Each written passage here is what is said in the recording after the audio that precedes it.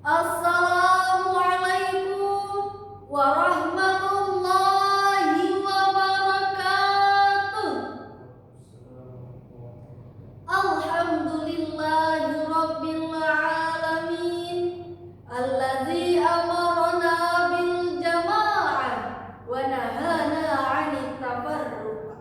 Wassalatu wassalamu ala asrafil anbiya'i wal mursalin, Sayyidina wa maulana Muhammadin wa ala alihi wa ashabihi ajma'in, amma ba'd. Dewan Hakim yang arif dan bijaksana, hadirin sebangsa dan setanah air yang kami banggakan. Pada tanggal 14 Februari tahun 2024 lalu adalah puncak dari rangkaian pesta demokrasi 5 tahunan di Indonesia. Komisi Pemilihan Umum Republik Indonesia menggelar pemilu untuk calon presiden, calon wakil presiden, dan calon anggota legislatif untuk periode tahun 2024 sampai 2029.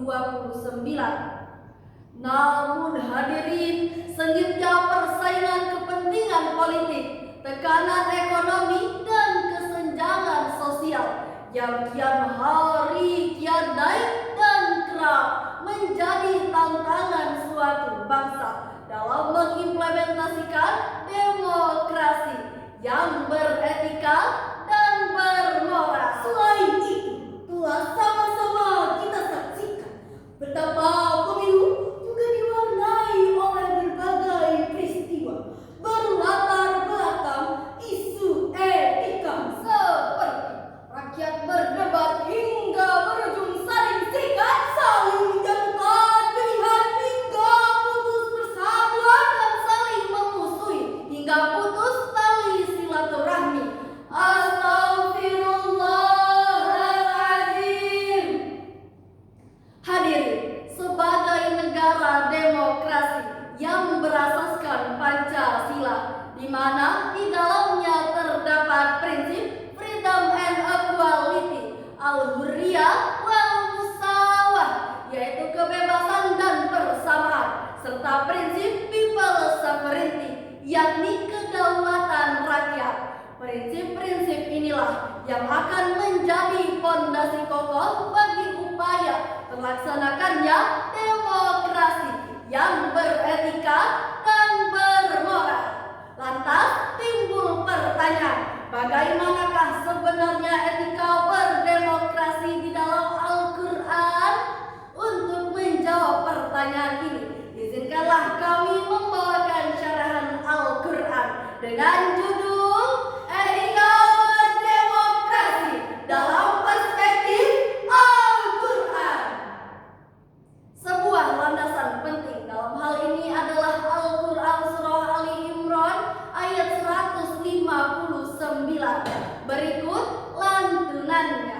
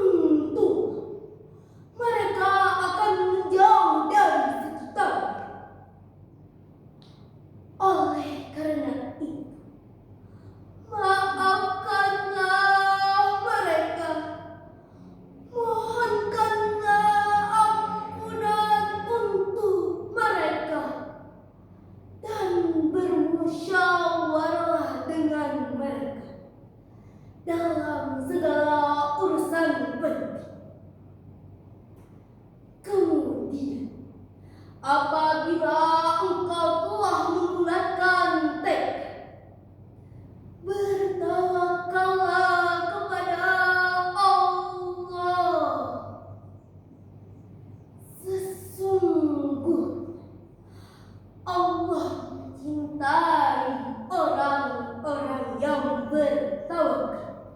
Hadirin, Al-Imam Fakhruddin Ar-Razi, seorang ulama kelahiran Iran yang wafat pada tahun 1210 Masehi, menyatakan dalam tafsirnya Mafatihul Ghaib jilid 9 halaman 405 sampai 411 bahwa ayat tersebut mengandung 5 tuntunan.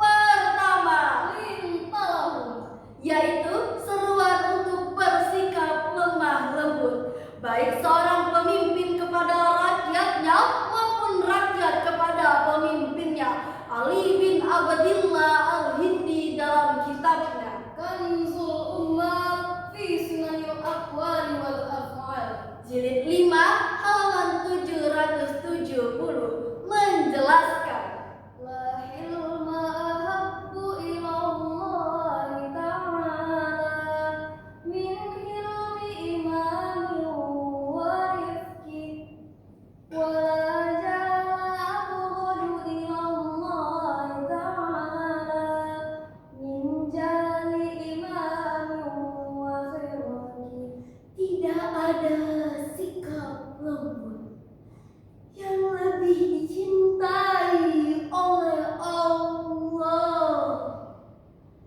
daripada sikap lembut dan murah hati seorang pemimpin.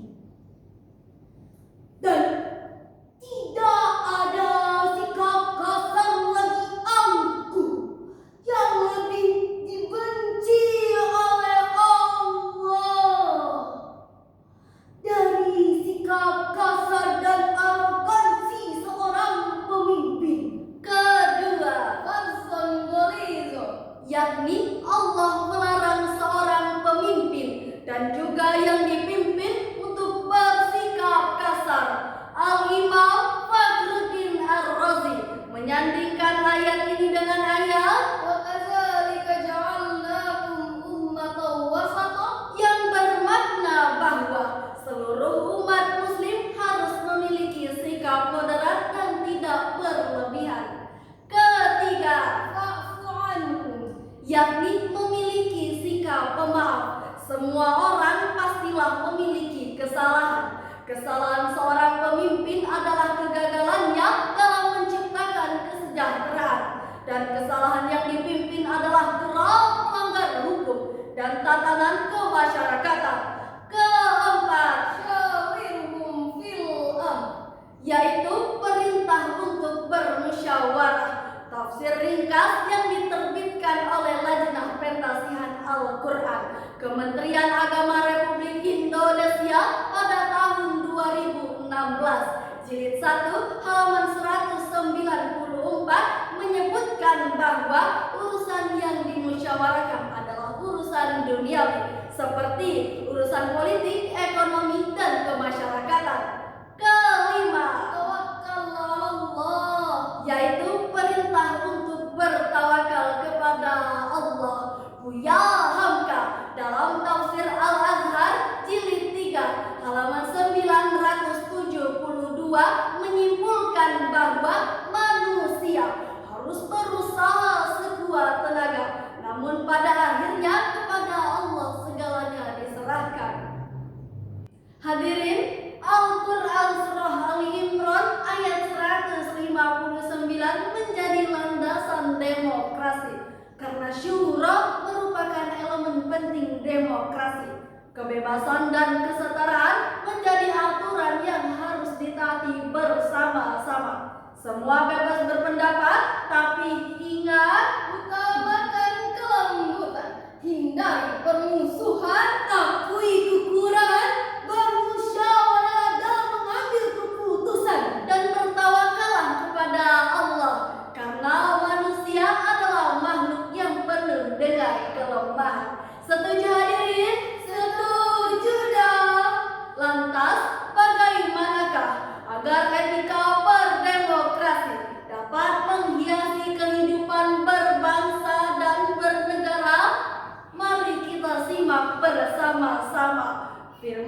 Allah dalam Al-Quran surah An-Nisa ayat 58. Berikut lantunannya.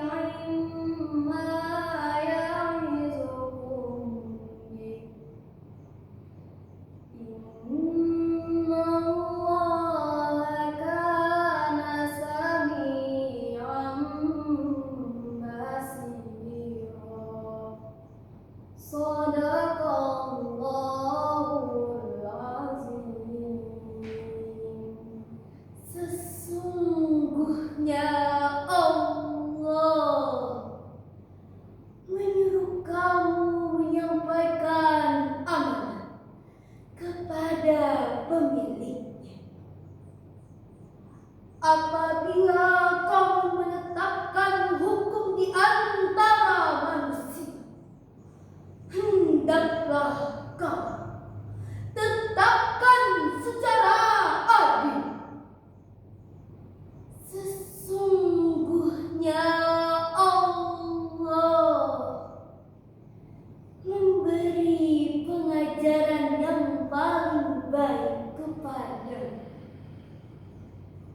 Sesungguhnya Allah Maha mendengar lagi Maha melihat.